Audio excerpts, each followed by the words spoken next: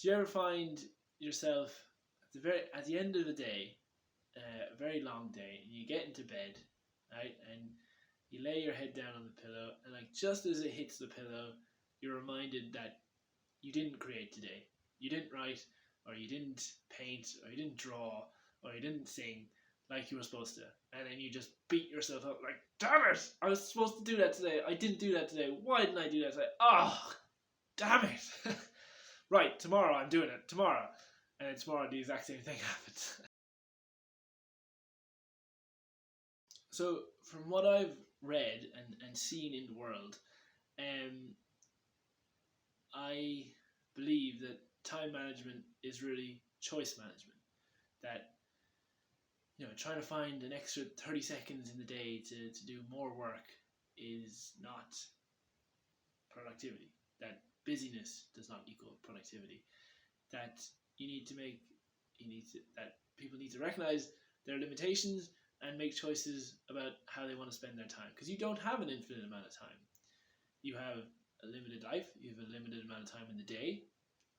If you're working a full-time job and you're using your free time for your creative hobby, you have even less time in the day.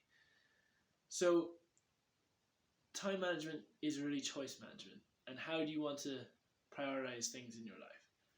For example, two extremely productive artists that I know are Seth Godin and Stephen King, right? And Seth Godin publishes every day a blog post. And Stephen King every day writes 1,000 words. And what I believe makes them so productive is that the blog and the writing is the priority. They'll do that first, right? That when they look at looking at their day's to-do list, it goes blog post and then everything else. Then we'll find time for everything else. But I'm making sure I get that bit done, right? Then we'll find time for all of the things. And I think this is a kind of a lesson that unproductive artists might not have learned, that instead they might relegate their creative hobby or their creative craft to, if I have time, last thing at the day, right? That first they need to do their full-time job, then they need to watch TV, then they need to shower, then they do the chores, and they'll find that there never is time in the day. That they'll beat themselves up in bed thinking, shoot, I didn't write again today, because you have to carve out time for it. That it's a choice thing. That you'll never find an extra hour in the day. Everyone's stuck with 24.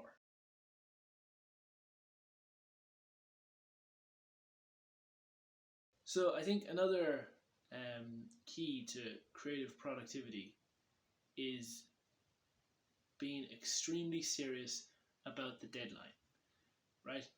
That once you say yes to the project, you set the deadline first, and you use fear of judgment, fear of failure to your advantage, that you are going to publish on that day. You are super serious that, for better or worse, I am going to provide something, I'm going to publish, I'm going to ship something on that deadline, right?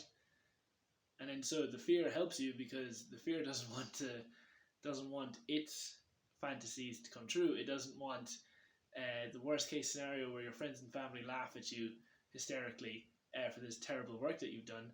The fear is going to say, we don't have time to procrastinate, get to work, right? So I think the creative productivity comes from being super serious about the deadline, that you will ship no matter what. You're going to publish no matter what state it's in, you are going to publish.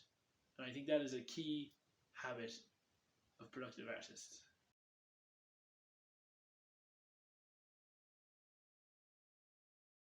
Now, potentially the biggest time drain on creative projects is perfectionism, right? It's the getting really finicky, making tiny changes no one's going to notice.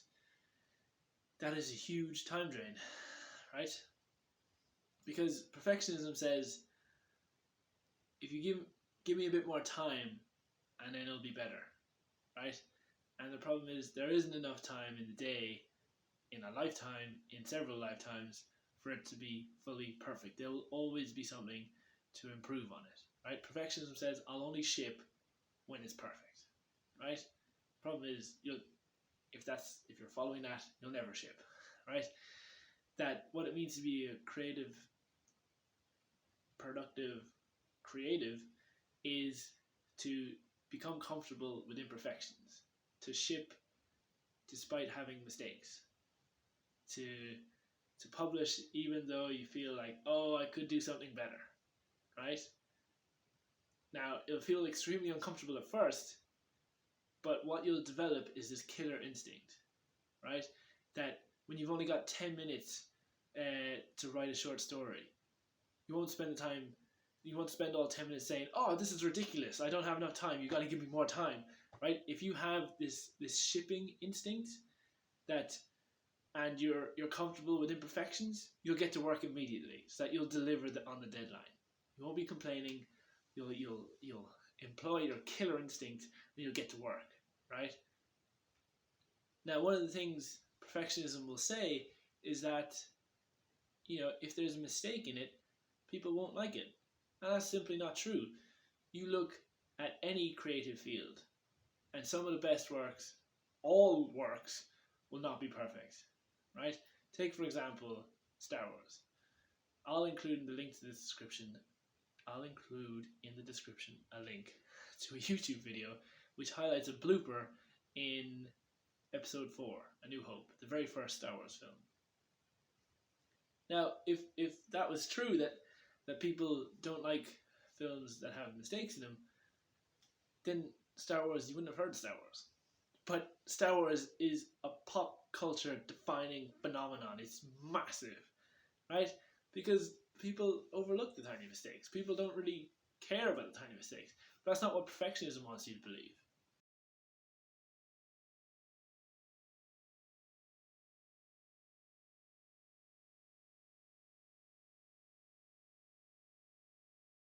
So I think another aspect to discuss from this topic of time is the thread of regret, right? That you might have a voice in your head that says you're wasting your time, right? You're never going to make it, right? And I think the way to deal with that is project yourself into the future, right?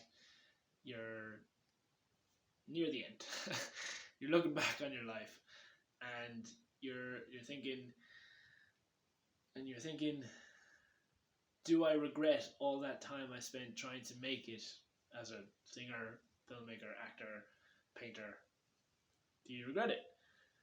And if you think you would regret it, then this trying to make it is not for you, right? Now, if you feel that you won't regret it, then I think you'll find some kind of peace in your art, because there is a strong possibility you're not going to make it. Taylor Swift won the lotto. There are a lot more talented and skilled musicians than her that didn't make it. It's purely she just won the lotto, right? And there's a good chance the odds are against you. There's a good chance you're not going to make it, right? So one thing I think that helps motivate to continue to create is this: will I regret the time spent?